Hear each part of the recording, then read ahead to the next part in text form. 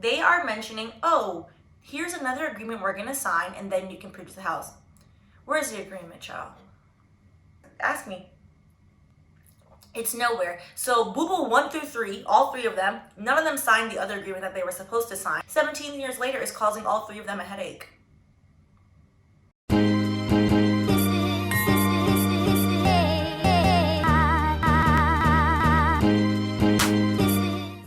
Welcome back to Wine and Chill, your home for all things legal shenanigans. I'm Stephanie, your friendly neighborhood lawyer. Well, not your lawyer, which brings me quickly to our disclaimer. By watching this video, you understand and acknowledge that this video is for entertainment purposes only, and you agree that you've read the full disclaimer down below in the description box. Today, we're going to talk about a 38-year fashion industry friendship that has gone left, all the way left. The video honestly could really be titled "Ya Boys Ain't Ya Boys." As a quick background, before we get into actual case, if you are not familiar with the players in this video, let me tell you. So today we are going to talk about André Leon Talley, fashion icon, black trailblazer in the fashion world. If you're unfamiliar with him, here are a few photos to jog your memory. Most famously, the first black creative director of Vogue, appointed by Anna Wintour herself as in creative director of the entire Vogue fashion magazine brand, etc., etc. And then we have here, the defendants are, hopefully I'm saying their names right, George Malkemus III and Anthony Yurgatis. George Malkemus III most famously was the CEO of Manolo Blahnik. Manolo Blahnik, the shoes that were all the rage for SJP and her gang, and in the early aughts. They've since fell into disrepair. We'll get into that. So, as it is, that was very dramatic. As it is the end of Black History Month, and I've been thinking about this for a while, I wanted to highlight some black brands and some black brand partnerships. So we're going to start with Uncle Snoop. And this is brought to you by Australian retailer 19 Crimes. He's doing a partnership with 19 Crimes. This is his wine, Cali Red. We're going to see how this tastes. No, this is not the cork. This is my own wine cork because I drink enough wine. This is the cork, which is super cute. It has this like little face on it. So this is what we're going to drink today. It is a red wine blend, I guess. On the back it just says red wine. It's 14.1%, so it's very strong. Just want to point that out there. So I'm going to try to highlight some black owned brands as we do this, as we go through it. So you'll notice in some of the videos. It tastes like a mix between Merlot and Cabernet Sauvignon. It's not sweet, but it's not all the way dry either. Maybe like semi-dry. I don't mind it. So it is strong though, which that's going to be interesting by the end of this video. Anyway, let's get into the nature of the case. What is basically happening is George and Anthony decided, hey Andre, like you're a good buddy, your credit is bad. We're gonna get into that. Your credit is bad, and I know you really want to buy this house in Westchester, so in the suburbs of New York, and I know you're good for it, so we're gonna buy the house and you can then pay us the money and buy the house from us. Allegedly, that's what happened, according to Andre. When did this happen, you ask? 2004. What year are we in? 17 years ago. I had to do that. I was like, what year are we in? So 17 years ago, they decided this. The root of this issue is, where are the papers? So just so you know what we're about to get into. My pet peeve in life as a lawyer is when people do not properly paper things. I'm gonna move over, and as usual, I'll put the case over here. We haven't done long form in a while, so I'll put the case over there so you guys can see it. We are gonna start with paragraph 1. Although, even though the 2 men are a married pair, which is why I think he's suing them both together since they both jointly own the house in question, only one of them is going to really be referenced in the case. So let's get to the nature of the case. Paragraph 1. This action arises out of the defendant's improper attempt to evict Talley from a home as defined below that is rightfully his so that they may sell the property and reap a windfall and sale proceeds. Yes, they are trying to evict icon André Leon Talley from his house. Ciao, before I pass judgment. Because there's plenty of blame to go around in this story, actually, surprisingly. In 2002, the defendants, who were longtime trusted friends of Talley, agreed to purchase the home for Talley's exclusive benefit and formally transfer title to Talley upon his repayment of the original purchase price of $1,020,000. Since that time, in reliance on defendant's promise that he was the home's true owner, Talley has resided in the home and made payments to the defendants excess of the purchase price, totaling $1,075,588 as of January 2020. He also paid hundreds of thousands of dollars to third parties to maintain and improve the home. Before you question, Stephanie, why are rich people buying other rich people's houses? I don't know, I'm not a rich person. However, there's precedent, allegedly, in this case, because they didn't all of a sudden say, hey, good friend of many years, I'm gonna help you buy this house. They had apparently bought him a car beforehand. So paragraph 17, the following additional example is further illustrated of Talley's trust in George and Anthony's commitment to Talley's financial well-being. In and around March of 1999, years before, Talley needed to purchase a new automobile, but wasn't able to do so due to, among other things, issue with his credit. George offered to assist by completing the transaction for him using funds provided by Talley. Specifically, at George's discretion, Talley wired George approximately $45,000. $45,000 for a car in 1999? Oh, he was living well, honey. And George went to the dealership and used the funds to purchase the vehicle on Talley's behalf. George then arranged for Talley to pick up the vehicle at or around George's home in Connecticut at a convenient time. So, yes, for whatever reason, and that is a separate issue as to why someone who has made this money has bad credit. I blame it on the lack of financial education in this country, but you're pretty good friends if you trust somebody to buy you a car. If you A, buy somebody a car, and then B, you trust somebody to run you 45 grand for said car. So they're best of buddies. 38 years of friendship. 38 years of friendship, the three of them. Now we're gonna go to paragraph 20. So specifically, Talley and defendant's arrangement in the nature of a gentleman's agreement, which means, you know what that is? Shake my hand. Child, don't do this. I don't know how many times I have to tell people not to do this. Don't do this. Like Pat the Manager and Chance the Rapper, you will lose your friends by not simply signing a proper piece of paper. Talley would provide a down payment of $120,000 towards the $1,020,000 purchase price of the home. The defendants would use the down payment as funds of their own to purchase the home on Talley's benefit. Once purchased, the parties agreed that Talley would exclusively own, occupy, and care for the home, etc. So if you've seen The Gospel According to André, which is Talley's documentary that he did a few years ago. It's really good. You should see it. He has always held out that the house is his. He's never mentioned that anyone loaned him the house. He's never mentioned that anyone helped him finance the house. He posts pictures of the house all the time. The house is basically a part of his brand. Like, look, I came from North Carolina. I grew up in Jim Crow. Back in the day, he's 72 years old, by the way. I think age is important here because they've all been friends for 40 years. Like, I find this flabbergasting.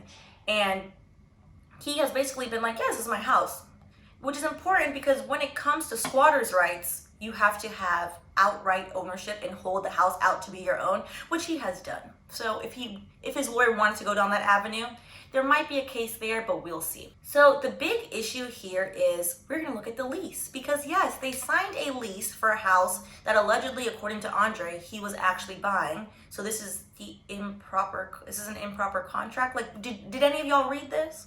This is the problem. If you get an attorney, remember, your attorney should be able to explain things to you in layman's terms. Do not sign your name to things that you do not understand, because then things like this pop up on you. So let's look at the lease. This is the lease here.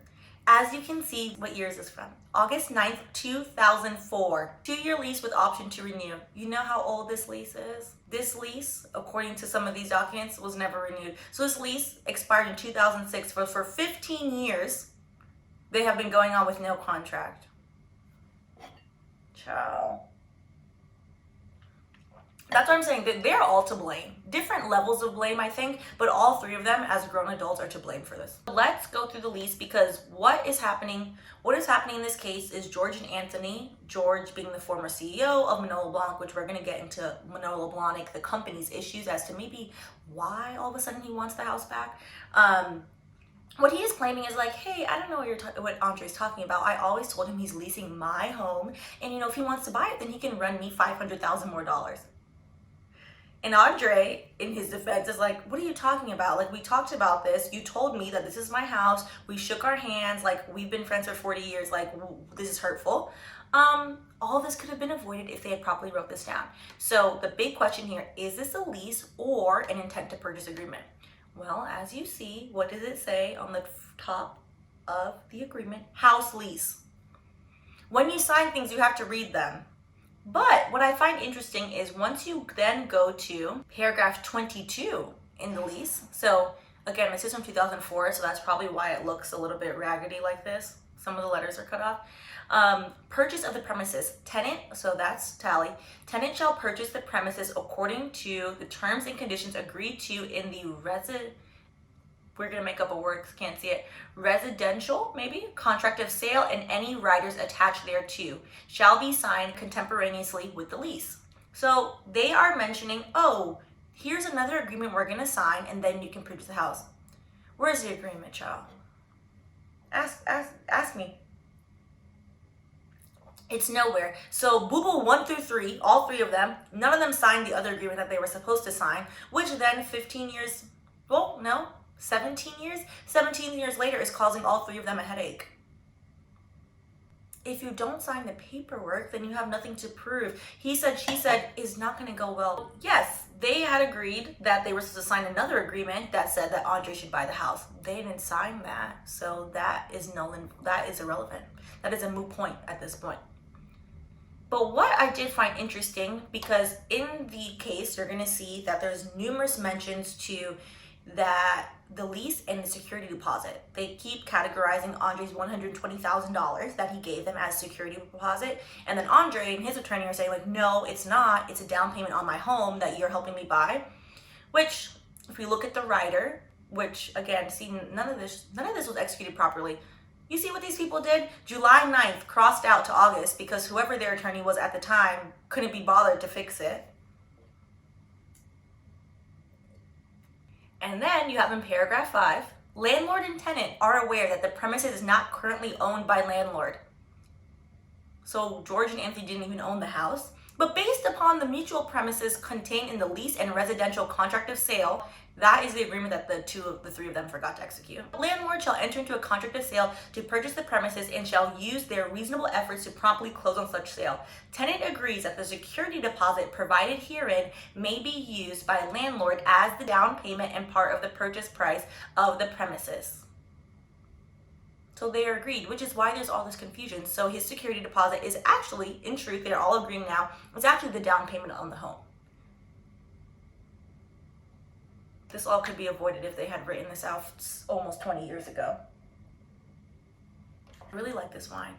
Y'all should try it. Let's get into how much Andre has paid toward this home, somebody's home, child. It's gonna be in paragraph 30 and 32. I'm not gonna read it out, but I did do the math. So Andre claimed that the monthly rent on this is like a little bit over $6K, which is wild. It is a beautiful home in Westchester. It's stunning. Actually, I'll show some pictures. So he made episodic payments, meaning he didn't pay them the $6,300 a month. The way that fashion works, his salary was apparently not set. So some months he made a lot of money, some months he made less. So he just made the payments when he felt like it. Okay, interesting. Which was to his point, like, well, I don't have to pay you because it's not a lease, even though it says lease on the document.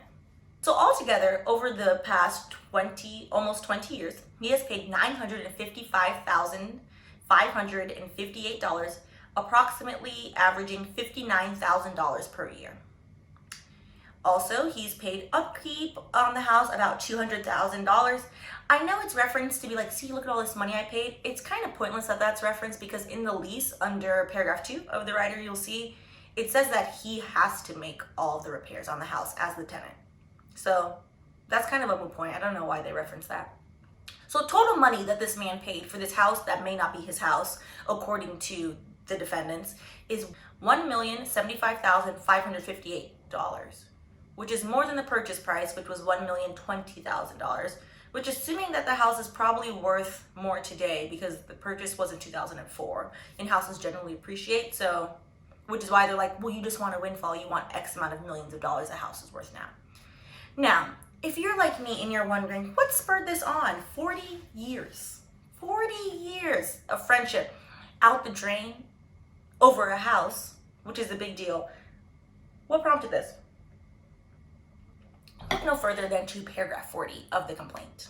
So according to Andre and his team, the defendants began to speak to Andre and be like, hey, we kind of want to sell the house and we're going to get the money for it. So we'll just let you know, you have to move out.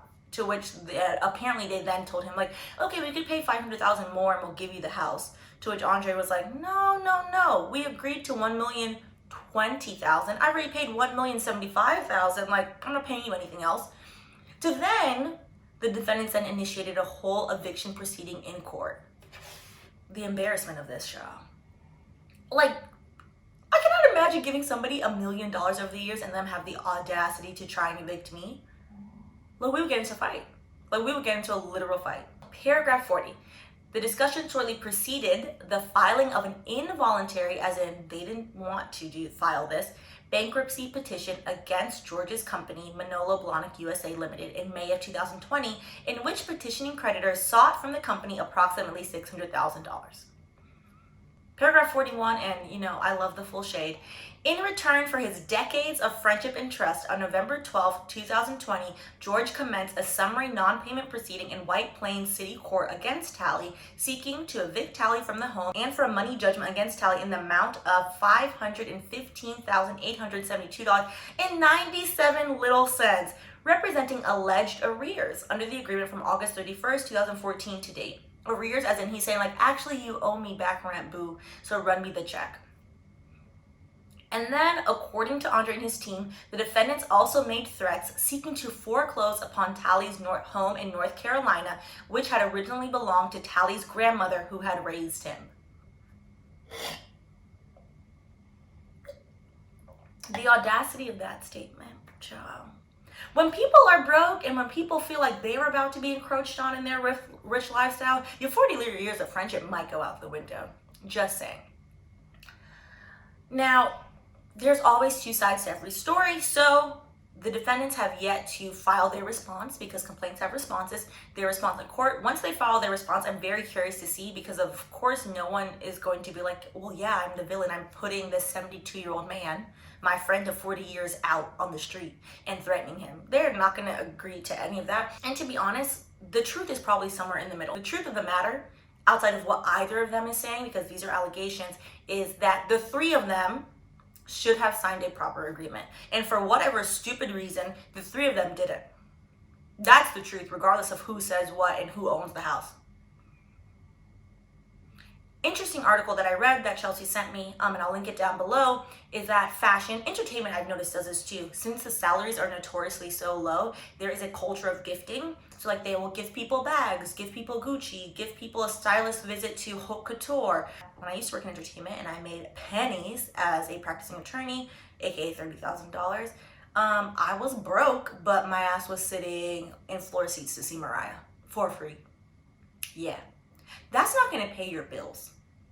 So the idea is like, oh, this is normal for people not to sign contracts. Do not normalize that crap. It's foolishness. People should sign contracts. Or then you have this, like, is it worth their 40 years of friendship that all of a sudden one is maybe having money struggles and then coming after the other one? No, it's uncomfortable. I'm sure it's regrettable on all three of their ends. However, I do have a major side eye to the point of I'm very curious for Talley's team if what evidence they have to prove the threats against Talley's North Carolina home. Because that to me is very rude. Like this, I can get it. Like, listen, buddy, I told you this is not your house. Like, run me my money. Rude. But to threaten my grandma's house, we're not about to play and do that. So this will be interesting to see how this goes and to see, where this goes. What's not mentioned in the case at all, which might have also added to the falling out of their 40-year friendship. André Talley wrote a memoir a few years ago titled The Chiffon Trenches, a memoir, which ruffled a lot of fashion industry feathers because he took quite good aim at Anna Wintour. Which, was it a lie? Apparently a lot of fashion industry people were upset that he dare expose her for the person she is. But that's none of my business. What is my business is these two takeaways that I want you to know, and that I hope if you ever get anything from this entire channel is it only will take you a few hours to just write out in a contract what you want, particularly when it comes to friends. You will lose your friends. Your friendships will get burned. They will burn to a crisp. If it takes 5 years, 10 years, if it takes 40 years, is it worth it? No. All the three of them had to do was to write this out 17 years ago and be like, okay, cool, we're selling the house to André. All right, in the event of blah, blah, blah, we'll do this, that, and the next. Point one. Point two. You cannot, this is gonna sound mean, oh well. Point two being, you cannot just it's not blindly, but you can't trust people. I feel bad. I feel bad to say this, but the attorney in me is always like, listen, your boys ain't your boys. Like, you gotta put it in writing, because I'm sure it will come out later when this happened that the two defendants were like, yeah, it says house lease, but yada yada yada.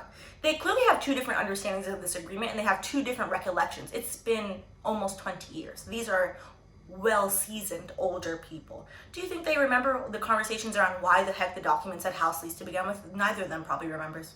They don't. They're gonna pull up like old, outdated, like, do people have like emails, faxes? Like, what? I don't even know. Just write it down. Like, just because someone tells you like, oh yeah, don't worry, like I had my lawyer look at it, is their lawyer your lawyer and vice versa? No, it's not. It's really not. It would, at that point, they were all three millionaires. I think they're all three maybe millionaires still. I would hope so. They've all worked very hard. It was worth the extra $2,000 to pay the lawyer to properly write it out. It's not worth all this stress at that age. It's silly. The whole thing is silly to me, and I think plenty of blame to go around to all three of them, to be honest. More blame to go around if Andre's claims are actually accurate. However, we're only going to know that once the response is filed. So, thank you for tuning in. This one was pretty good. So if you haven't already, please go ahead and like and subscribe, and let me know in the comments, what do we think the outcome is this? Do you think that the court is really going to evict a 72-year-old man that's paid over $1 million for a residence? I think maybe, to be honest, that I'm thinking about it, I think they're going to push him out of that house, but I think they're going to make them maybe split the sale. But that's not really the point. The point is, for him, hey, I've lived in this house for nearly 20 years. Like, this is my home. I'm 72. Like, this is my sanctuary. Like, I'm not trying to move out of my I made it in life house, which is really sad. It's really sad to see, and I think I feel for him. And another unfortunate, this could have all been solved by properly writing a contract. I hope you guys like, subscribe, let me know in the comments, your thoughts.